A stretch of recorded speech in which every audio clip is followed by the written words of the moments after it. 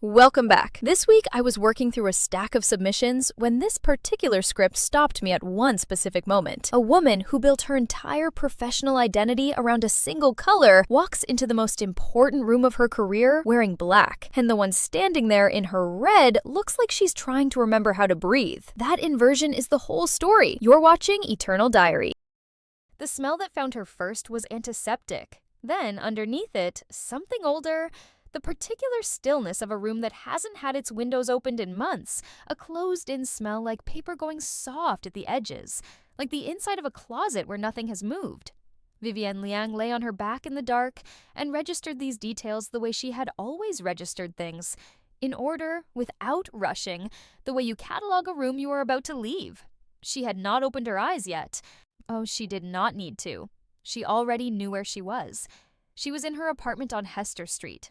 The one she had kept for 4 years after finishing graduate school, the one she had been about to give up when Marcus had proposed and she had agreed to move into his penthouse in the West 50s, the one with the radiator that knocked at 3 a.m. and the window that faced an air shaft and the kitchen that was barely large enough for one person to stand in, which had never bothered her because she had learned to cook in smaller spaces than this and had also learned that what you cooked mattered more than where you cooked it. She knew she was there because of the radiator. She could hear it, a low, irregular clanking 2 rooms away, the sound of metal expanding in cold air. Marcus's building had climate control. She had not heard that sound in 2 years. When she opened her eyes, the ceiling was the same water-stained plaster it had always been, with the faint outline of a previous leak shaped vaguely like a hand. She had looked at that shape many times. She had once pointed it out to Sierra, who had laughed and said it looked like a starfish, not a hand, and they had argued about it for 10 minutes over bad wine on a Sunday afternoon. She sat up. Her hands were in her lap. She looked at them for a long time. They were her hands, her knuckles, her particular fingerprints.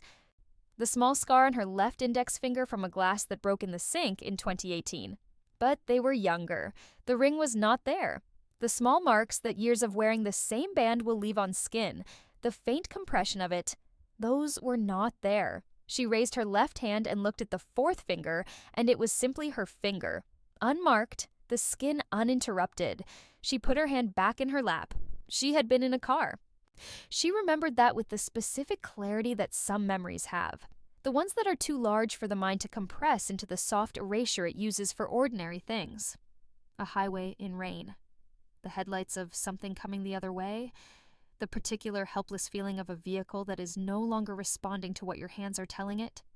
And then nothing.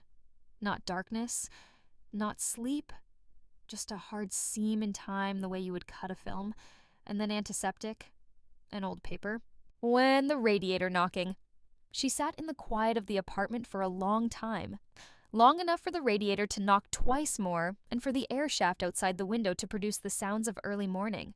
Someone 2 floors up moving around in their kitchen, a distant garbage truck, the particular compressed silence of a city that has not yet fully committed to being awake. She was thinking. Not grieving, not panicking, thinking she knew the date. She knew it the way she knew her own name, which was to say she did not have to calculate it. It was simply present. It was a November morning in the year that was 2 years, 3 months, and 14 days before the night of the spring gala, before the meeting room off the main hall, before the motion that had never quite come to a vote, but had already been as good as passed in the hallway, conversations and side door agreements that had preceded it, before Sarah standing in the red dress, before the highway. 2 years, 3 months, and 14 days was a specific number, and she recognized it as a gift, though not a kind one. Gifts that come with that kind of precision are not kind. They are exacting. They require something in return. She sat with this for another few minutes, and then she got up and went to the kitchen and made coffee with the small machine on the counter, the simple one that made coffee too strong and required that you stand at the counter and drink it while it was still very hot. She stood at the counter and looked at the air shaft and drank the coffee and thought about what had happened in her first life and what she was going to do with the one she appeared to have been given back. The mechanism of what had happened to her could be broken into parts, the way you break a complicated problem into parts. This was not an emotional exercise. She had done the emotional exercise in the hotel room 8 months after the gala, sitting on the floor with Marcus's messages open on a laptop, running cold water over her wrists in the bathroom afterward, lying in a bed in a room she was paying for with a credit card that still worked, because the legal battle had not yet fully depleted what she had left. She had done that work. She was not going to do it again. What she was going to do now was think. The mechanism. Marcus Holt, her fiancé and Liang Collective's CFO, had established an entity called Holt Meridian LLC in the state of Wyoming. Wyoming, because Wyoming's LLC law required essentially no public disclosure of beneficial ownership, which meant that Marcus's name did not appear anywhere in any filing that a casual search would produce. Holt Meridian had then entered into a series of consulting agreements with Liang Collective's primary licensing subsidiary. Agreements that were real, documented, signed, invoiced for brand strategy services that were vague enough to pass first-level review, but substantive enough not to trigger immediate scrutiny. The payments had run for 11 months. The total was $3.7 million. Simultaneously, Sarah Jo, Vivian's best friend and Liang Collective's COO, had been quietly shaping the narrative inside the company. She had managed the quarterly performance reviews. She had structured the metrics in the ways that they needed to be structured to tell a particular story. A creative director whose division was underperforming, whose judgment had become questionable, whose decisions on licensing renewals had been conservative to the point of harm. The story was not fabricated from nothing. Vivian had made some conservative decisions because she was careful by nature and because the market had been uncertain. But the story was shaped the way a sculptor shapes what is already there. Sarah knew Vivian's rhythms and habits and professional tendencies better than anyone because she had known them for 15 years, and she'd used that knowledge with the precision of a person who had been planning for a while. The final piece, Philip Ewan and Janet Sue, the two external board members whose votes had been the margin. They had been promised consideration. Not cash, nothing crude, in Marcus's next venture.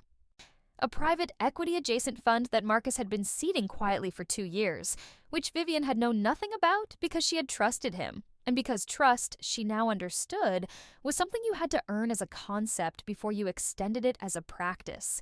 This was the machine that had been built to remove her. She poured the remainder of the coffee down the drain because it had gone lukewarm while she was thinking, which was her threshold. She did not drink lukewarm coffee. She had never had patience for things that had passed their moment. She went to her desk and found a legal pad in the top drawer. She had always kept legal pads in the top drawer, a habit from law school that she had carried into her working life even after she stopped practicing. And she sat down and wrote 3 words at the top of the first page. Then she put the pen down and looked at them. Then she picked the pen back up and began to write. She wrote for 2 hours. She did not stop except once to refill the coffee, which she drank while it was still very hot. By the time she was finished, she had 4 pages of notes, written in her compressed, precise handwriting, which was the handwriting of a person who had spent years learning to say things efficiently in small spaces. She reviewed the pages once. Then she put the legal pad in the top drawer and covered it with a folder. There was one piece of the machine she had understood only at the end of her first life. She had been in a hospital waiting room, not as a patient, as someone waiting for news about someone else, which was its own kind of helplessness. When her phone had rung with a number she didn't recognize, a Delaware area code, a young man's voice, clearly junior, clearly nervous. He's saying he was a paralegal at a firm in Wilmington, and he had been reviewing a trust document, and there was a provision he wanted to discuss with her. The call had lasted 4 minutes. She had understood perhaps 40% of what he said. She had meant to follow up. She had intended to look at the trust document herself. She had the document. It was in a filing cabinet in her office, which she no longer had access to by that point, and she had a scan of it somewhere in her email archives, which were in an account that was linked to a device that had been returned to the company as part of the separation process. She had meant to reconstruct her access. She had not gotten the chance, but she had retained the 40%. The Liang Heritage Trust had been established in 1987 by Madame Liang, Vivian's grandmother, who had built a small textile importing business over 30 years and had been, in her methodical way, a person who did not trust verbal agreements or informal arrangements, or the goodwill of any institution that was not backed by a document she had personally read. The trust held 42% of Liang Collective's founding shares, with Vivian named as both sole trustee and sole beneficiary. The standard provisions were standard, but Article 14, Section 3B was not. Article 14, Section 3B provided that if Vivian was removed from any officer position within Liang Collective without a formal for cause determination as defined under Section 145 of the Delaware General Corporation Law, all trust shares would be deemed surrendered and immediately reissued to Vivian as sole trustee, acting in her individual capacity, free of any board challenge, free of any dilution, free of any argument that the shares could be subject to the performance-based mechanisms that Marcus had carefully buried in the company's amended charter from 3 years ago. Madame Liang had instructed her attorney to include this provision with a sentence that the attorney had recorded in his notes, and that the young paralegal had read aloud on the phone. "I want my granddaughter's shares to never be used as a weapon against her." The attorney had done as instructed. The provision was valid under Delaware law. It had simply been sitting in a document that no one had read closely enough, including Vivian, who had skimmed the trust document when she inherited the trustee role at 26 and had not returned to it. The morning after she woke up on Hester Street, she called the Delaware firm, not the paralegal. She didn't have his name, only the area code, which was not sufficient. She called the firm's main line, identified herself as the trustee of the Liang Heritage Trust, and asked to speak with whoever had the file. It took 3 days and 2 follow-up calls for the right person to be identified. When she finally sat on the phone with a partner named Gerald Mercer, she asked him to read Article 14, Section 3B aloud. He read it. She asked him to confirm it was enforceable. He said he would need to review the full document and current Delaware trust law. She said she would expect his opinion in writing within 2 weeks. She had it in 10 days. It was enforceable. She retained Carol Fenn on the 12th day after waking up. Carol was not someone she had worked with before. In her first life, she had been aware of Carol the way you are aware of specialists you have not yet needed, the way you know the name of an excellent surgeon without making an appointment.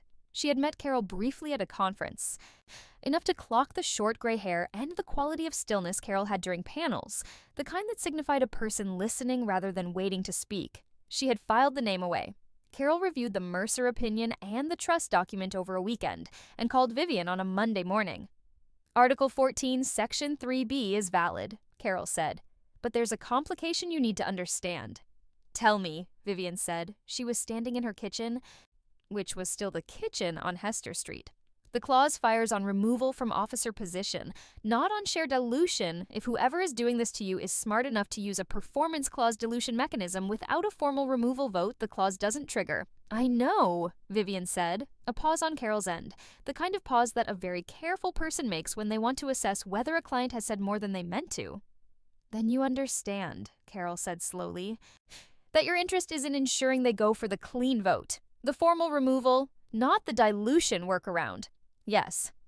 "How confident are you that they'll do that?" Vivian thought about Marcus.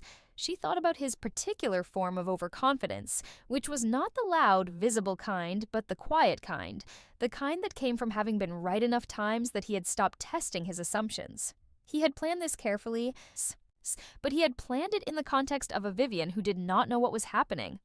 A Vivian who did not know was a predictable entity. He would go for the clean vote, because the clean vote was more complete, more irrevocable, more satisfying to the kind of person who wanted to win rather than simply to not lose. "Confident enough," she said. Carol was quiet for another beat. Then she said, "I'll need a retainer? I'll send it today," Vivian said. "I also need a referral for a forensic accountant, someone who knows beneficial ownership structures in Wyoming." "I know someone," Carol said. "Her name is Liu Fang." Liu Fang was a compact woman in her late 40s who had spent 8 years at the SEC's Division of Enforcement before going into private practice. She had the air of someone whose precision was constitutional rather than professional, a person who had always been this way, who had been an exacting child and would be an exacting old person, and for whom every intervening year simply provided more tools for the exactingness. She met Vivian at a coffee shop in Midtown on a Thursday morning, sat across a corner table with a cup of plain black coffee, and listened to Vivian describe what she needed without interrupting. When Vivian finished, Liu Fang said, "What do you have so far?" "Nothing documented," Vivian said. "What I have is a theory and a time frame." "Give me the theory." Vivian gave it to her. The Wyoming LLC, the consulting agreements, the 11 months, the approximate total. Liu Feng listened the way she always listened, which was to say she was entirely still, and yet somehow more present than most people were when they were moving. You said approximately 3.7 million, Liu Feng said. Yes. How close is approximately? Within 50,000, Vivian said. Liu Feng looked at her. She did not ask how Vivian knew this. She was an accountant, not a philosopher. She said, I'll need to structure this as a financial audit engagement. You'll need to provide documentation of your role at the company that justifies the scope. I'm the sole trustee of the founding share trust and the company's creative director. The scope justifies itself. Then let's talk about methodology. The methodology, as Liu Feng explained it over the next hour, was elegant in its pragmatism. She would begin with what was publicly available: Wyoming LLC filings, which were minimal, and IRS Form 1099 MISC filings, which were more accessible than most people assumed. A 1099 MISC was issued whenever a company made certain payments above a threshold to an unincorporated entity, and while the 1099 itself was not public in the way a court filing was public. The EIN of the paying entity appeared in records that Liu Feng knew how to access through channels that were legal and would remain so. She would trace the EIN of any Wyoming LLC receiving payments from Liang Collective's subsidiary and cross-reference it with any entity connected to Marcus Holt's personal financial activity. Not bank records, which would require a subpoena, but records that existed in the accessible layer of the system, the 1099 network, the vendor registration databases, the state filings for entities receiving certain categories of payment. It was the financial equivalent of reading the shadows of a thing rather than the thing itself. It worked because money, unlike people, could not completely disguise its path. There were always traces at the edges. Liu Feng had spent 8 years at the SEC finding exactly those traces. Vivian also arranged for a third element, which she handled without Carol's involvement. But because it was not legal strategy, it was personal. She called a private investigation firm she had seen recommended in an article about corporate fraud prevention. She engaged them for a specific, time-limited task: document the observable relationship between Marcus Holt and Sarah Joe over a 90-day period. Not surveillance in the invasive sense, public appearances, professional interactions at documented events, anything that existed in observable space. She did not tell them what she was looking for. She gave them names and told them she needed contemporaneous documentation. She resumed her ordinary life at Liang Collective without changing anything visible about it. She wore the same clothes to the office. She attended the same meetings. She brought the same quality of attention to the licensing discussions and brand strategy sessions that she had always brought. She had lunch with Sarah on Wednesdays, which had been their habit. And she listened to Sarah talk, and she talked back, and she kept her expression the expression of a person who knows and trusts the person across from her, because it was the expression she had always had in those lunches, and she did not know what another expression would look like in that context. The honest answer was that she did not need to perform warmth with Sarah because the warmth was still there, somewhere underneath the rest of it. The warmth of 15 years that did not simply evaporate because you had read a message that made clear someone you loved had been planning your destruction. She had read that message and she had felt the warmth still present in herself like a coal that was going out, and she had thought, this is what grief does with knowledge. It does not resolve it. It simply holds both at once. She did not confront Sarah. She did not intend to confront Sarah during this period. Confrontation, so she had come to understand, was what people did when they wanted to feel something happening. She did not need to feel something happening. She needed something to happen. 4 months after she woke up, she drove to her grandmother's old apartment in Brooklyn. It had been converted to a rental property, managed by a property management company, and was occupied now by a young couple who did not know whose floors they were walking on, and sat in the car outside for a few minutes looking at the building's facade. The window of what had been Madame Liang's study faced the street. There was a plant on the sill now, a large one with broad leaves, where Madame Liang had kept a small arrangement of dried flowers that lasted many years longer than fresh ones, because the point, Madame Liang had always said, was not freshness. The point was that they stayed. She drove back to her apartment. She pulled the scan of the trust document from her email archive. She had found it by searching for Liang Heritage Trust in her personal email, which produced 17 results. most of them notifications from the Delaware firm from 2019, when she had first taken on the trustee role. And she read it. All of it. Every article, every section, every clause. She read it the way she had wished she had read it the first time. She found Article 14, Section 4A on page 22. It was the companion provision to Section 3B. Where Section 3B protected her shares if she was improperly removed, Section 4A addressed the reverse scenario. An officer who was found by a court of competent jurisdiction to have engaged in financial misconduct affecting the trust's assets would have their own board participation revoked and their shares subject to mandatory redemption at par value. Such with the proceeds going to the company. Par value was the nominal value assigned to shares at the time of issuance. For Liang Collective, it was $1 per share. Market value at this point was considerably higher. If Marcus's 18% block were redeemed at par, the cost to him would be $18,000. The value he would be surrendering would be in the range of $4 million. She called Carol the next morning and read the provision aloud over the phone. Carol was quiet for a long moment. "Your grandmother's attorney was thorough," Carol said finally. "She was thorough," Vivian said. "My grandmother. She instructed it." "Are you telling me you want to use both provisions?" "I'm telling you they both exist. I'd like your opinion on how to use them in sequence." What Carol described over the next hour was a sequence that Vivian had already, in rough outline, arrived at on her own, but which Carol refined with the specificity of a person who had been doing this for 30 years. The derivative suit, a shareholder derivative action brought on behalf of the company against Holt Meridian and Marcus Holt personally, would be the first document filed. It would establish the financial misconduct claim. The derivative suit was a public filing. It would hit the docket and be visible. This visibility served two purposes. It signaled to potential allies that there was a legal basis for what Vivian was doing. And it signaled to Marcus that the situation had moved past the point where private management was possible. The trust enforcement notice, a formal notice to Marcus and to Liang Collective's board that Article 14, Section 4A was triggered by the derivative suit's findings, would be served at the moment of maximum effect. Carol recommended serving it during the gala, which was the same event where Marcus had planned to hold the board removal vote. The timing would compress his options. "He'll still try to run the vote," Carol said. "I know," Vivian said. "The injunction risk is real, but it's not guaranteed. He might calculate that the vote is worth the risk." "He will," Vivian said. "He'll think the vote is faster than the lawsuit, and he can clean up the lawsuit afterward.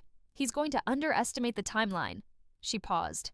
He always underestimates how long things take when they don't go the way he planned." Carol said, "I'm going to ask you something, and I want you to be honest with me." "Yes." "Are you doing this to save the company or to make him understand what he's done?" A long pause. "Both," Vivian said, "but the company is the structure. The rest is what fills it." Carol accepted this. She was not given to probing motivations beyond the point where they became legally relevant. "Sir," she said, "the board members, Yuan and Sue, I need to know if there's a path to flipping them before the gala." There was. Liu Feng's report, by this point 7 months into the engagement, was 47 pages and comprehensively documented the Holt Meridian scheme. Vivian had been sitting on it for 3 weeks, while Carol reviewed it for anything that would compromise the derivative suit strategy. The version Carol cleared was precise and complete. It did not include anything about how the information had been obtained, which was not because how it had been obtained was improper, but because the story of how it had been obtained was not relevant to what it showed. Vivian arranged to meet Philip Yuan on a Tuesday morning at a hotel lobby restaurant in Midtown. She had no prior relationship with Philip beyond board interaction, which was cordial and professional. She arrived before him and ordered coffee and sat with it until he appeared, a deliberate man in his early 60s with the posture of someone who had made a career of being reliable, which was exactly the thing about him that made what he had agreed to do with Marcus incomprehensible, except through the lens of temptation, which was, in her experience, a lens that made almost any incomprehensible thing comprehensible enough. She slid the report across the table when the server had retreated. She said nothing. He looked at it. He read the first page. He looked up at her. "What is this?" he asked, though she suspected he knew. A financial forensics report compiled by an external accountant retained under my authority as trustee of the Liang Heritage Trust, she said. It documents a series of transactions involving a Wyoming LLC called Holt Meridian and Liang Collective's licensing subsidiary. He looked back down at the report. He read for several minutes. She waited. She drank her coffee and looked at the lobby and watched people arrive and depart with the traffic patterns of a midtown hotel at 9 a.m. Arriving for meetings, departing from checkout, the specific density of the briefcase and ID badge demographic. When he looked up again, his expression had changed. "I'm not going to ask you what you want from this," he said. "I'm going to call my attorney." "That seems right," she said. She pushed a card across the table. "This is Carol Fenn's number. She's expecting calls from board members who want to understand the legal landscape." He took the card. He looked at it. He said, "This was put together carefully." "Yes," she said. "How long have you been working on it?" "A while," she said. He said nothing more. She left the meeting confident of one thing. Philip Ewan was the kind of person who made his decisions slowly and held them firmly. Once he had reviewed this report with his counsel, he was not going to reverse course. He had a family and a reputation, and neither of those would survive being the board member who had voted to remove the founder of a company whose CFO was found to have defrauded it. Janet Sue took longer. As Vivian had anticipated, she was warier and less comfortable with the ambiguity of the situation. Her call to Carol happened 12 days after Vivian's meeting with Philip, and the conversation, as Carol recounted it, was largely about protection. What Janet could expect if she cooperated, what her exposure was if she didn't, what a signed statement would entail versus what it would cost her. Carol answered these questions with the precision of someone who had answered them before, and by the end of the call, Janet had said yes. This was the architecture as it stood 6 weeks before the gala. The derivative suit was filed on a Thursday in the Delaware Court of Chancery.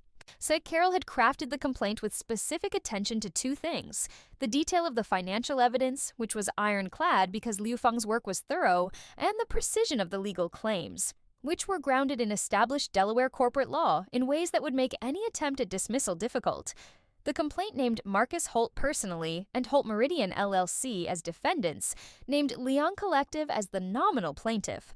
Sand listed Vivian Liang as the shareholder, bringing the derivative action on the company's behalf.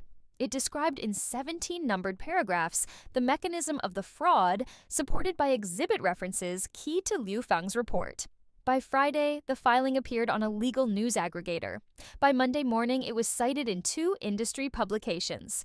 By Monday afternoon, Marcus called Vivian. She was in a coffee shop with fluorescent lights and linoleum floors, and the particular acoustics of a place that does not want to be noticed. She had chosen it deliberately. Some conversations are easier when you are somewhere without a window to see your own reflection. His voice when he said her name had the quality of something that had been controlled very recently and was still deciding whether to stay that way. "The filing?" he said. "I saw it," she said. "Vivienne?" There is context here." "There usually is," she said. "This was something I was managing.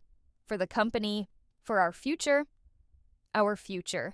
She turned the phrase over in her mind the way you turn a stone to see what's underneath it.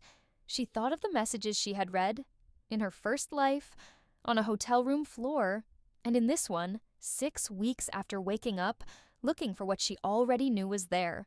She thought of Sarah's handwriting in text form.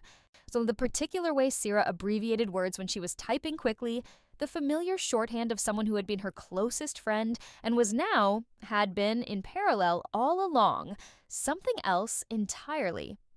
"I know you are managing things," she said. "I want to sit down with you, before this becomes something that can't be walked back." She thought, "It has been something that can't be walked back since the moment you set up the Wyoming entity. You chose the shape of this. Oh, I'm just the one deciding how it ends." "Call Carol Fenn," she said. "She's handling everything on my end."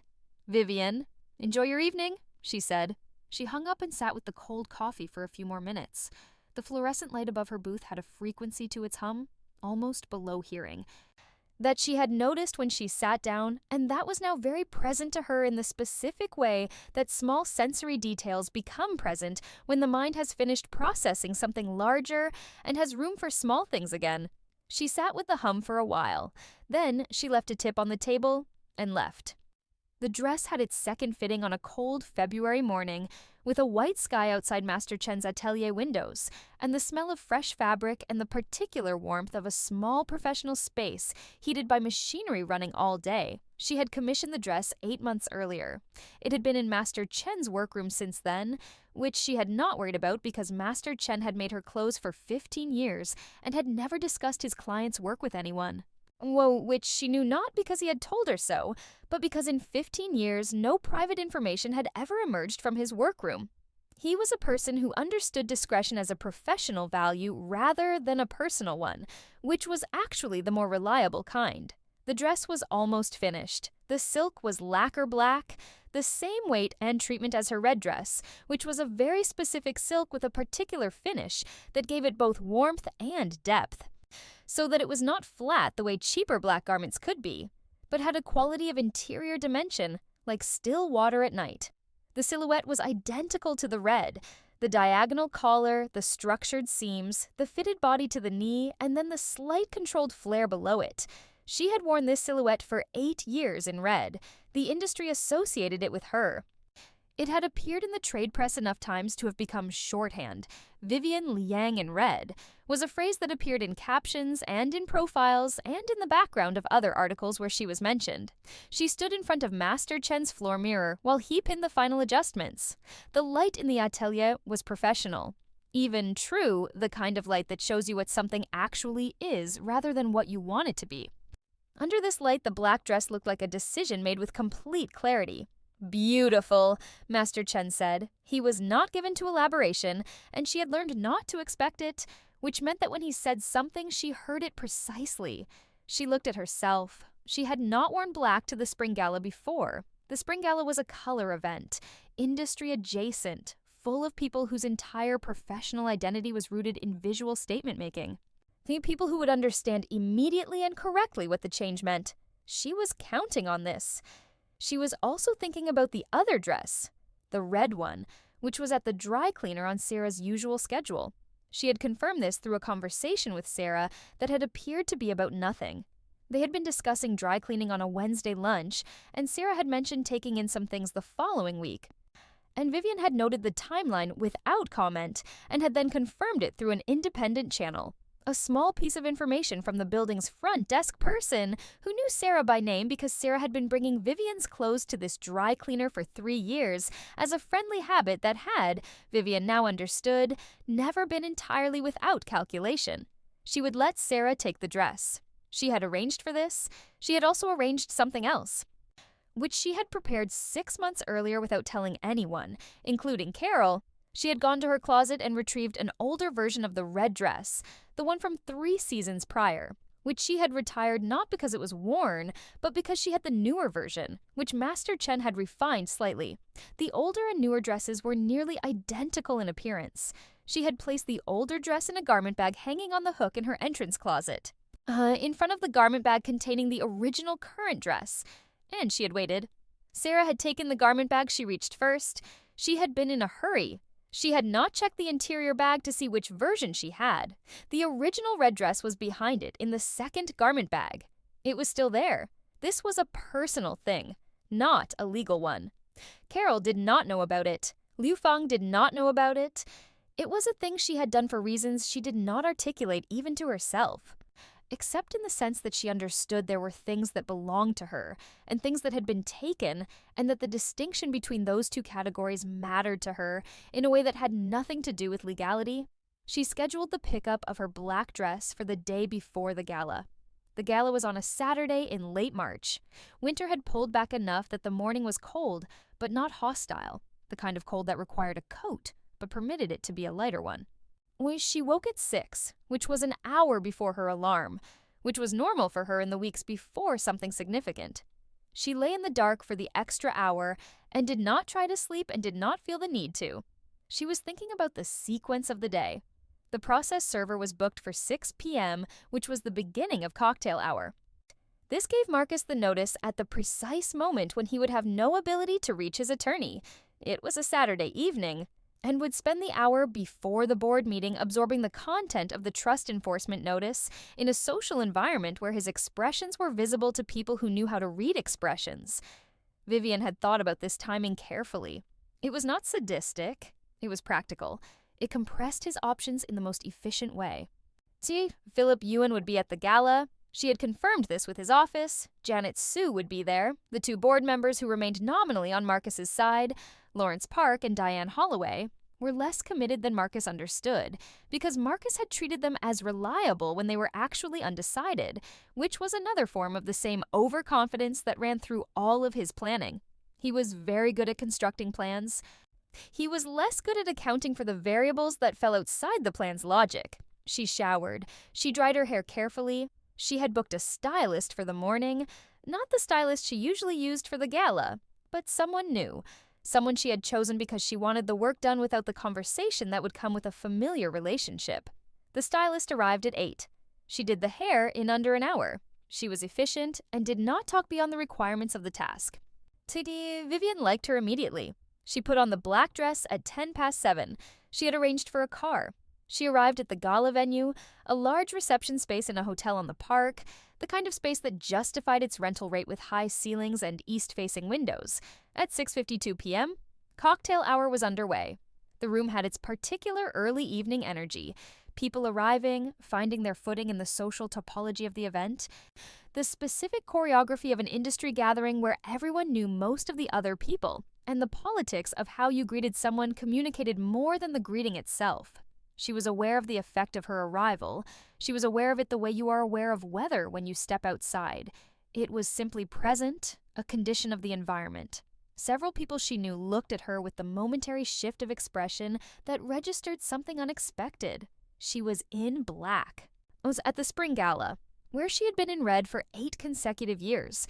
She watched people file this away, saw the moment of processing and the moment of decision about whether to comment, and she moved through it with the unhurried ease of someone who had decided about her dress a long time ago. She found Miriam Cole near the bar. Miriam, who was the managing editor of the industry's most significant trade publication, and who had the kind of face that looked simultaneously like it had seen everything and would not be satisfied with anything less than seeing more. They had spoken at events before. They were not close, but they had a mutual regard that had always felt like the precondition for something more specific than occasional professional hellos. She talked with Miriam for 22 minutes. This was important. She was visible in conversation at ease for 22 minutes before Sarah arrived. She wanted the 22 minutes documented in people's memories. She wanted the baseline established. At 7:14 p.m., she was aware of a change in the room's attention the way you are aware of a change in air pressure. Not a sound, not a specific signal, but a collective reorientation, the particular movement of many people's focus toward a single point. She did not move dramatically. She simply turned slightly, adjusting her position in the natural way of a person whose eye has been caught by something peripheral. Sarah was standing near the entrance in the red dress. The red dress had been photographed in this room before, in photographs from previous galas. It had appeared in trade press often enough to carry its own reference point. It was a distinctive piece not because of its cost or its construction. Those were high, but that was not what made it distinctive, but because of its associations. 8 years of documented presence. 8 years of a single person wearing it at a specific event. The dress had become an extension of a person's professional identity in the way that some objects do, absorbing meaning from repetition until they carry it independently. Sarah knew this. She was wearing it with this knowledge. Her hair was up in a style that was close to the way Vivian wore it, close enough to be read as an echo, and she had the garnet earrings, which Vivian had noticed were missing from their usual place in her jewelry box, and which she had allowed to be missing. She had the posture of someone who had thought carefully about how to inhabit this moment, which was the posture of someone who was inhabiting it intentionally. The room was looking at her in red. And then the room was also looking at Vivian in black. The crossing happened in the space of a few seconds. 2 dress histories, one in red and one newly in black, both present in the same room, both carrying the signature of the same design. Vivian watched the moment of comprehension move through the people nearest her, the stylist near the entrance, the journalist 2 feet to her left, the caterer whose focus flickered up from a tray and then lingered. She did not need to do anything. No, she had done the work. The room was doing it for her. Miriam, beside her, said nothing for a moment. Then, very quietly, "Well?" Vivian picked up a glass of water from a passing tray and held it and waited. The process server found Marcus at 6:08 p.m. before the main hall opened, in the corridor near coat check. She had instructed Carol to confirm that he arrived early. Marcus always arrived early to events where he had a board meeting. A habit she knew as well as she knew his cologne and his handwriting and the particular flatness his voice acquired when he was managing something difficult. The server was professional. The envelope was plain. Marcus accepted it and opened it with the practiced neutrality of a man who received documents regularly and had trained himself not to react publicly to their contents. She did not see this happen. Oh, she was told about it afterward by two separate people who had been in the corridor and noted it without understanding what they were seeing. The picture that emerged was of a man who read the first two paragraphs of a document, folded it, placed it in his jacket pocket, continued his conversation for approximately 4 minutes, excused himself, and stood alone for 90 seconds near the window at the corridor's end before going back into the main space. 90 seconds. She thought about that when she heard it. She had expected 60. The board meeting convened in the small room off the main hall at 8:33 p.m. The room had a round table, 8 chairs, a single overhead light that was slightly too bright for the purpose, and the smell of the carpet freshener that had been applied that afternoon. Vivian had been in this room at every gala for 6 years. She knew the way the chairs arranged themselves, but slightly pulled from the table because no one ever pushed them back in after a meeting. And she knew the particular acoustics: low ceiling, close walls, sound that stayed in the room rather than escaping it. Marcus opened the agenda's additional item at 8:41. He had prepared remarks. They were measured, corporate in register, the language of fiduciary responsibility and organizational health, and the hard decisions that good governance required. He did not look at her while he delivered them. This was a choice. She had always known that when Marcus did not look at you while he was talking about you, it meant he had separated the person from the function and was operating on the function alone, which was the way he made it easier on himself. Philip Ewan spoke before the motion could be seconded. "I'd like to note," Philip said with the weight of a man who has made a decision and is delivering it in public for the first time, that I've reviewed the financial forensics documentation regarding Holt Meridian LLC. I believe this motion is premature until that matter receives resolution." The par room changed when he said it. Rooms change in ways that are not always visible. It is a change in the quality of attention, a collective recognition that the available options have just shifted. Marcus looked at Philip. It was the first direct look he had directed at anyone in the room during the meeting. "I'll second that concern," Janet Sue said. Lawrence Park opened his mouth and closed it. Diane Holloway looked at the table. Marcus said, "The motion is a separate matter from—" Carol spoke from the doorway. She had not been in the room when the meeting began. She had been in the corridor, which was where Vivian had asked her to be, where she had waited with the particular patience of someone who does not waste energy on anticipation because she has done this enough times to know how it goes. She was holding a folder. Her gray blazer was the same gray blazer she wore to most professional events, which Vivian had come to understand was not indifference to appearance, but a form of statement. She was always the same person in every room, and the blazer was part of that. She said what she had prepared to say, that removing the officer who had filed the derivative action created an appearance of retaliation sufficient to support a preliminary injunction under Delaware law, and that her client had authorized her to advise the board before any vote. Diane Holloway said, in the voice of someone who had just understood the shape of the room they were standing in, "I think I need to speak with my counsel." Marcus looked at Vivian. This was the first time he looked at her all evening. She returned his gaze with nothing particular in her expression. Not triumph, that was too active. Not coldness, that was too performed. Simply the face of a person who is present in a room where things are happening, which they expected, and which they have no reason to find surprising. She had spent months finding this expression and sitting with it until it was true rather than practiced, and it was true now, which meant it required no effort to hold. He said her name. She waited. He said they should discuss this privately. After the meeting, she said, of course the motion failed. No second was offered. The meeting adjourned at 8:54 p.m. Dinner was at 9:15.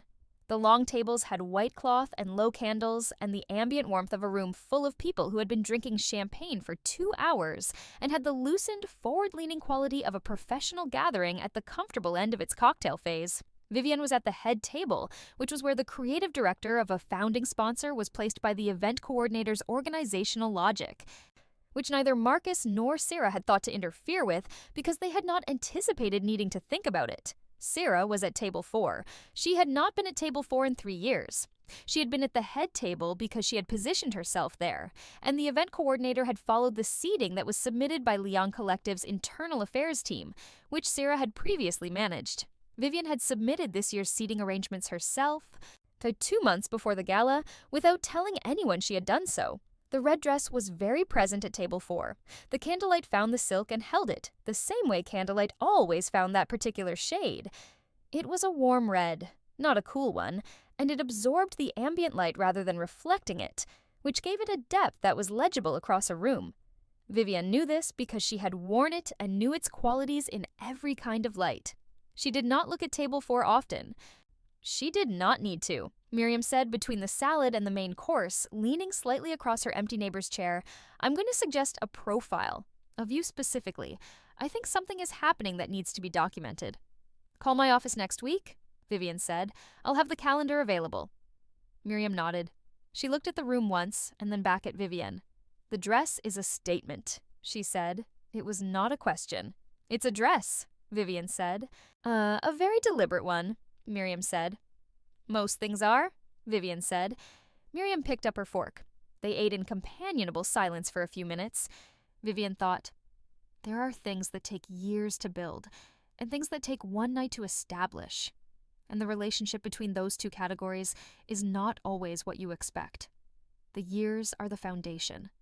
The night is the structure people can see. Both are necessary. Only one is visible. Sarah came to her after dessert, during the coffee service, when the room had the particular looseness of an event that has passed its formal moments and become a party.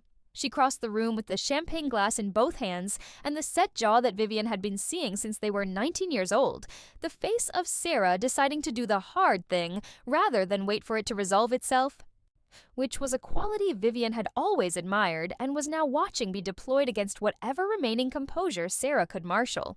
She touched Vivian's arm. Vivian excused herself from the nearby group and followed her to the quieter section near the far wall, where a large floral arrangement had been spending the evening going slightly past its best. The particular overripe sweetness of flowers in a warm room, full and heavy and beginning to suggest something about time. Sarah faced her. The red dress was very close now, close enough to see the slight imprecision where the hem had been adjusted, a half-inch, in the hands of someone other than Master Chen, working quickly, close enough to see the garnet earrings, which Vivian had chosen specifically for that dress because the stone's temperature matched the silk's warmth. "What is happening?" Sarah said. Flat, the question drained of its question mark by some internal revision. Vivian waited. "The derivative suit, the board meeting tonight, Philip." Sarah's eyes dropped to the black dress, briefly, involuntarily, the kind of look you can't instruct your eyes not to make. "The dress." Vivian said nothing. "How much do you know?" Sarah asked. And there it was.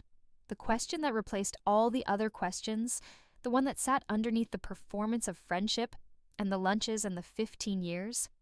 The one that was being asked now because the performance had become too expensive to maintain. "Enough," Vivian said. "The derivative suit is going to damage the company," Sarah said. "That was never the point. What Marcus did—" "I know what Marcus did," Vivian said. "I found it." A silence. The overripe flowers gave off another wave of scent. "I found your message too," Vivian said. "The one from February about the timeline." Sarah's hands tightened on the champagne glass.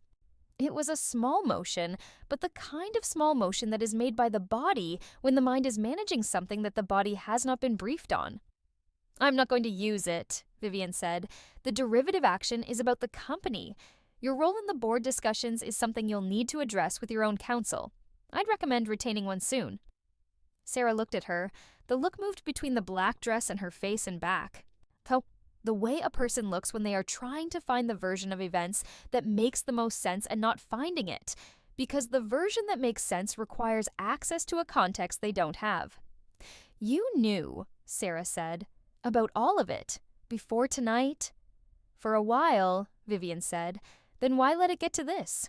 Why not just… She stopped. She looked at the dress again. You could have stopped it earlier. Certain things needed to happen in a specific order, Vivian said. The legal structure required it. This was true, and it was also not the entire truth, which was fine. The entire truth was not something she owed Sarah in this moment, or possibly ever. The entire truth included the fact that there was a kind of understanding she had needed to arrive at, which was that the worst thing about betrayal is not that it happens to you, but that it is done by someone whose history with you is real, whose friendship was not entirely performance. Duo, who was both the person who went to the dry cleaner for you for 3 years and the person who was planning to take the company while they did it. She had needed time to hold those two things simultaneously without either one collapsing into the other. The law gave her a reason to take that time. She had taken it. Vivian, Sarah said. Her voice had gone to a different place, lower, less controlled, the place underneath the controlled place that Vivian had heard maybe 4 or 5 times in 15 years, when Sarah was genuinely frightened rather than managing something. Are you going to… What is this going to cost me? That depends entirely on your counsel, Vivian said. I've told you what I know. What you do with it is yours. Sarah was quiet. The room behind them had the sounds of a party that had reached its peak and was beginning its pleasant decline. Laughter from somewhere. The clink of a glass, a fragment of 2 conversations overlapping. The flowers continued to do what flowers do in warm rooms at the end of long evenings. The dress, Sarah said, finally, quietly. You're wearing black. Yes. You're never going to wear red again, are you? Vivian looked at her. She thought about the original red dress in its garment bag in her entrance closet. She thought about the night she had first worn it to this event, 8 years ago, and the feeling she had had walking into this room, a particular feeling she did not have a better word for than arrival, which was not about geography but about becoming something you had been working toward for a long time. She thought about what it meant that Sarah had been at that first gala too, standing next to her, saying, "You look extraordinary," with an expression that had been, as far as Vivian could tell, completely genuine. Both things were true. They had always been true simultaneously. She had taken a long time to understand that. "The red dress is yours," she said. "You can keep it." She picked up her champagne from the table nearby and walked back to the windows. The derivative suit moved through the Delaware Court of Chancery with the measured pace of institutional justice, which was slow enough to be serious and fast enough, given the strength of the evidence, to never quite stall. Marcus's attorney filed 2 dismissal motions in the first 3 months. The first argued insufficient evidence for the fiduciary claim. It was denied. The second argued jurisdictional issues related to the Wyoming LLC structure. It was also denied, with a brevity in the court's opinion that suggested the court had found the argument more cosmetic than substantive.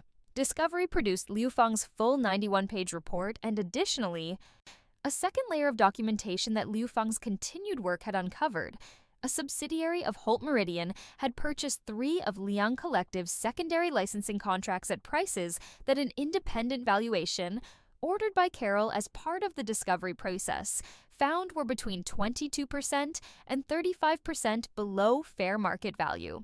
Chen Marcus had facilitated these transactions in his capacity as CFO by suppressing the independent valuation that Liang Collective's own policies required before below-threshold asset sales.